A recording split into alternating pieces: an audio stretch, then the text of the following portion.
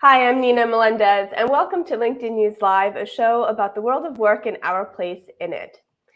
Now, there have been many predictions about the future of work. Robots will take over, will commute in flying cars, mail will be delivered by rockets. While none have actually come true just yet, real changes are underway. A team at Bain and Company put together a study on what the working future will look like. They surveyed 20,000 workers in 10 countries and leaned on conversations with hundreds of executives and in-depth interviews with over 100 people in various walks of life. What they found was that the future of work is more human, not less. Joining me now is one of the authors of the study, Andrew Schwedel. He's been a partner at Bain & Company for 25 years. He leads their macro trends group, which analyzes global macroeconomic trends across various industries and services. He received his BA from UPenn and his MBA from the Tuck School of Business at Dartmouth. Andrew, welcome to the show. Hi, Nina. Thanks for having me. Andrew, so just sort of broad strokes very quickly, what would you say was one of the most surprising things that you discovered from the research that you and your teammates did? Well, it's hard to pick one, so I'll give you a few maybe that were at least a little bit counterintuitive. The first was that in our look of worker attitudes and motivations across the world, there were far greater differences within countries than across countries. So there were some differences in patterns across countries, but they were small. Second thing I would say is that, we hear so much about the importance of purpose and mission and having a company that inspires you. And I do think those things are very important, but on our relative hierarchy of what matters most, they actually came in lower than a lot of the basics around having a good job from a compensation standpoint, having job security, having flexibility, and interesting work. And I guess I'd maybe highlight one third point, which is, workers in emerging markets in general tended to be a little bit more concerned about the risk of automation, one of the points you touched on earlier, but also more optimistic about the future and saw many more opportunities to reinvent themselves and learn new skills and generally had that more bullish attitude. So those are a few things I'd highlight to start. I do want to get into a deep dive about automation because that's huge. Before I get into that, how has the belief that a job is, just another way to earn money changed? And if it's changed, how does it differ between the generations? We really see a clear pattern on how that evolves as societies get wealthier. So, and it makes sense if you think about it, when you don't have a lot of money or when a country is poor, the vast majority of people will say, a job is primarily or even solely a means of making a living. But as countries get wealthier, that share of people who say it's the most important thing or only a way of making a living goes down to about 20%. So far more of the motivation to work comes from other factors.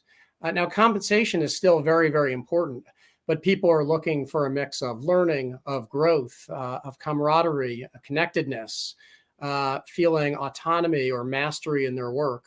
And so we see that as nations get wealthier, the motivations do get much more diverse and complex to sort through if you're an employer. So let's talk about those motivations. What would you say are some of the primary motivations for work that you found? Well, again, in our survey globally, we had just over 20% of people say that having good and fair compensation is the number one most important factor. Again, a little bit of variation by country and a little bit by industry, but generally it was between, call it 15 and 30%. Job security and job flexibility were the other two things that generally spiked at the top. And having interesting work was probably a fourth. There was one country, France, where interesting work was the number one most important factor, but in all the others, it was compensation. But to me, the point here is just this is fairly spread out. There are a lot of things that matter. They're very different by person. And so having a one-size-fits-all approach to trying to attract and retain and develop talent is simply not going to cut it. Well, what I found really interesting is if you look at that chart, you can see that prestige is kind of all the way at the bottom, which is interesting. So many people, I thought, took certain jobs because of the prestige attached to it, but I see that's changing. I want to say hi to some of our members real quick who are joining Andrew. We've got Dolores from Dallas. Dolores, always great to see you on the show. Thanks for joining. Alizanete from New Jersey, Sheila from Atlanta, William from Toronto, Tracy from Houston. Thanks for joining. And if you have any questions for Andrew Schwedel, he's a partner at Bain and Company, and he co-authored this report that we're talking about the future of work. So feel free to ask any questions for him into the stream. We'll get those answered. I want to talk about the average worker now for a quick minute. Would you say that there is such a thing as an average worker anymore? Because based on what you said before, that it's so divergent now, and things change even within countries. They're more disparate within countries than they are across the countries. Tell me a little bit about these archetypes that you guys have discovered. Yeah, there probably was never such a thing as an average worker. But for many years, companies have managed as if there were. And I think some of that is a legacy of having built large professional management systems in large companies that have emphasized the power of routine and standardization and consistency.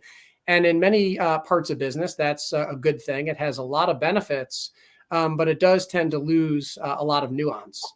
And you can maybe think about what's happening on the worker side as being analogous to what's happened in our approach to customers over the years.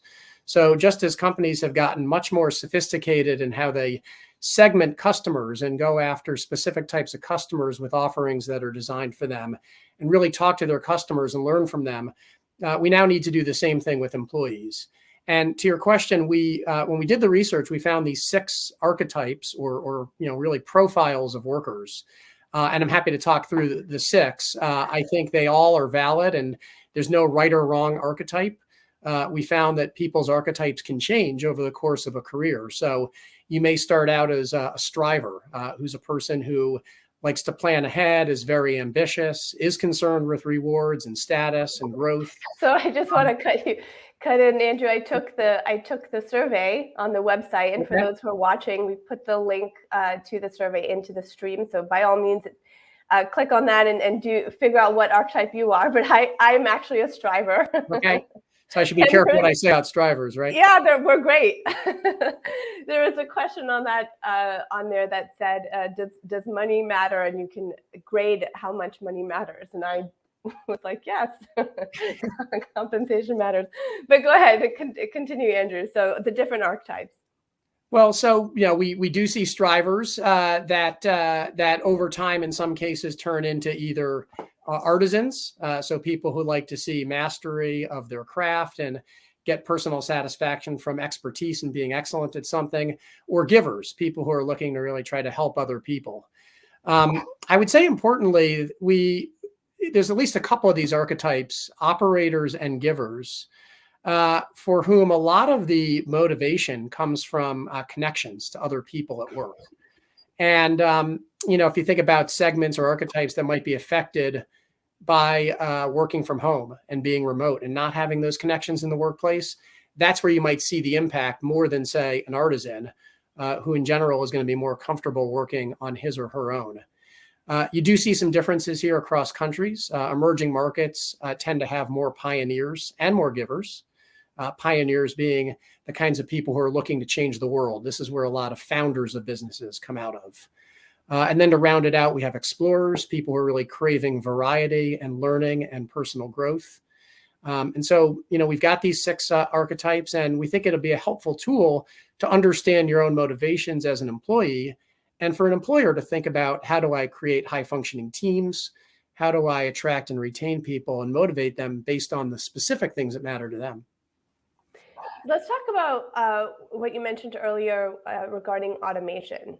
It's the idea that robots are going to come and take our jobs has been a concern forever, and especially over the pandemic, when we saw just so many backlogs happening because of worker shortage, that those concerns sort of came up again. The idea that automation could help fix some of these worker shortage issues.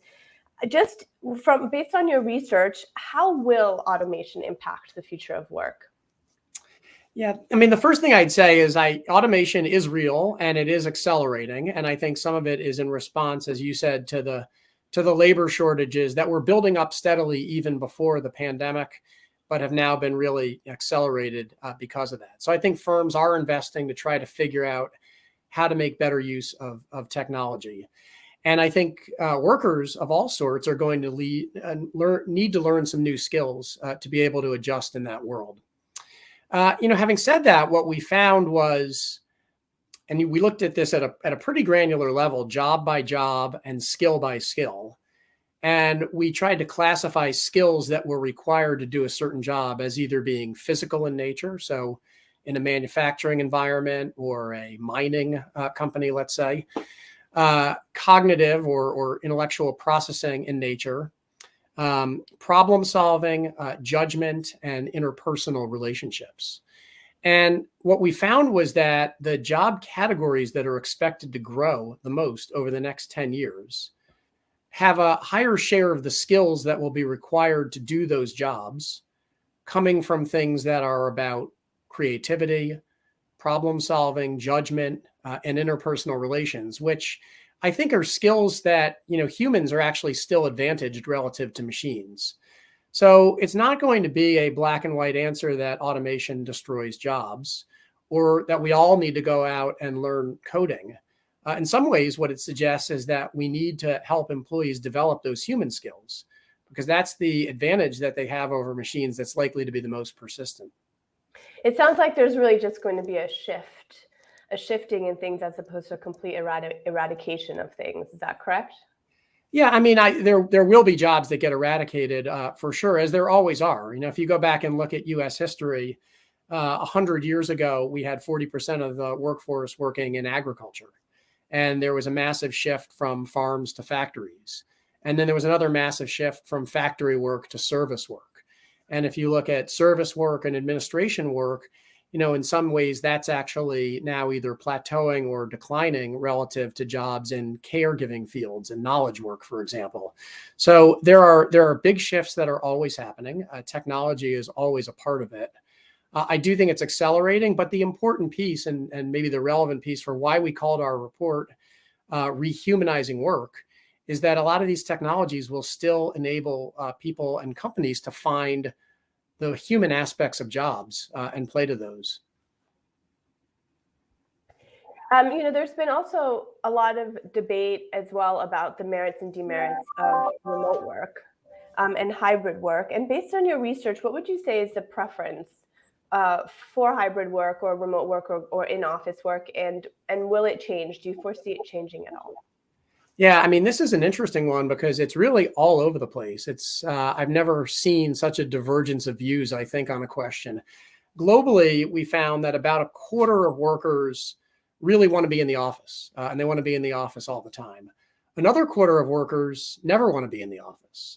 And then of the remaining 50% that sometimes want to be in the office, they're almost evenly split in terms of how much they want to be in, 1 day a week, 2 days a week, et cetera.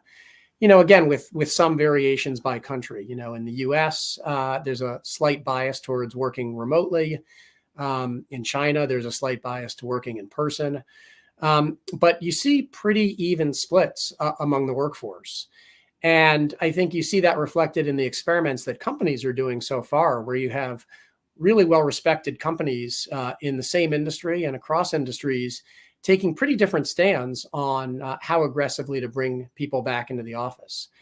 And, they're trying to balance a few different things, the preferences of workers and really which workers, which pools of talent are you most concerned about retaining or developing with the needs of the company and really the needs of those workers themselves.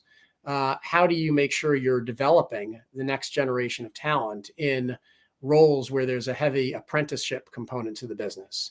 How do you ensure that we're creating connection and camaraderie and reinforcing the culture of the firm, which is really critical for that operator archetype and that giver archetype, which, between them are between 40 and 50% of the workforce. So it's going to be a tough balancing act. And I think you're going to see a lot of experiments and frequent change and adaptation by companies as they sort through this.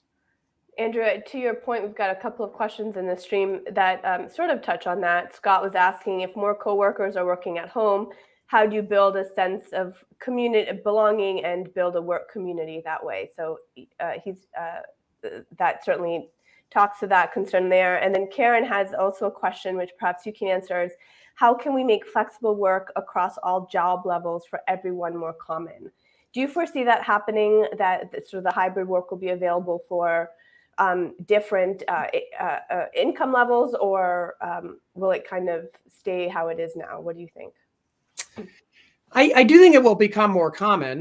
Depending on the industry and the firm, they'll have to figure out the best ways to implement that. But clearly, there's a high appetite for flexibility in work. There's also high appetite, by the way, for security and predictability in work. So one of the other findings in our survey was that part-time workers, for example, or actually I should say contract workers, have much lower job satisfaction than full-time employees. And part of that, I think you can attribute to having fewer hours and less predictable hours. So again, there's going to be a segmented view where some people really over-index on wanting more flexibility, and some people are willing to give up a little flexibility to have more security and stability. In terms of the question around how do you build that culture and community when people are remote, it's probably a little different if they are, partially remote versus fully remote.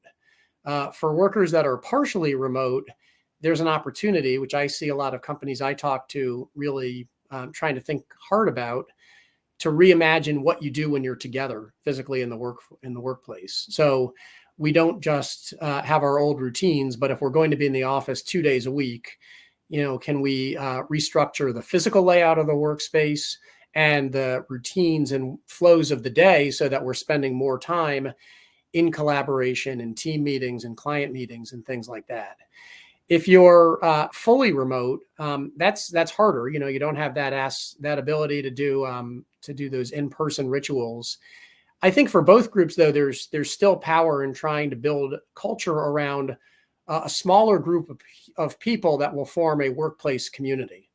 And these can be different kinds of communities. They could be different professional cultures of people that have specific roles. It could be people in a local office or retail store. It could be affinity groups that are an increasing part of the corporate agenda to get help employees reach their full potential. And building that kind of affiliation around these communities, I think, can be a powerful way to start by doing it in an approachable small scale level, and then connect that up to affiliation to the larger company. Andrew, before I let you go, I do want to touch on gig work very quickly. That was something that was growing pre-pandemic, and it has changed quite a bit throughout the pandemic. More people have picked up gig work. And what would you say what has your research found about the growth of gig work and where it is headed? Well, as you said, Nina, it is growing. Depending on how you want to define it, it's at least 5, maybe 10% of the U.S. workforce is already working in these kind of alternate work arrangements.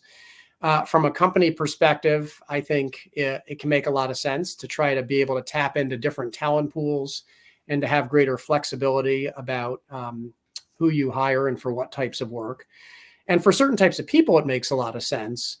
But it's a pretty different story if you're talking about the lower end of the income spectrum versus the higher end of the income spectrum and people who have really in-demand talents. And that's where we really most clearly see this disconnect in terms of job satisfaction. So lower paid gig workers are much less satisfied, 10 to 15 points less satisfied with their jobs. And some of that, again, is lack of predictability or stability of hours and lack of camaraderie and connectedness in a group that really values it. For the high-end creator who's maybe publishing something on Substack, or a legal professional who's able to tap into a broader range of projects to work on, it can be a very liberating thing. But it's going to be that won't be the experience, I would say, of everybody who's using that type of work arrangement. Andrew, thank you. Real quick, did you take the quiz about the type of worker you are? I did. Which one are you? I was a pioneer. Oh, I'm not surprised. But actually, I should say, Nina, it's a good reminder. Probably a quarter of senior executives in the U.S. today are pioneers. Only 6% of the frontline workers are. So there may be a little bit of a disconnect if you project your own experiences and your own motivations into how your workforce more broadly thinks about the world. Well, for all those who are watching, I really encourage you to take the quiz. We'll put it in the stream there, and you can sort of understand maybe the type of worker that you are a little bit more. Andrew, thanks for joining us again on the show, and hope to have you on again soon. All right. Thanks, Nina. That was Andrew Schwedel. He's partner at Bain and Company, and he helps run their macroeconomic data. And thank you for everyone who commented and put questions in the stream. Sorry we couldn't get to everything today. You can continue the conversation there. You can check out some of our other amazing conversations happening to the right of your screen, or if you're on mobile, you can just click into the search box. I'm Nina Melendez. Thank you so much for watching LinkedIn News Live. See you next week.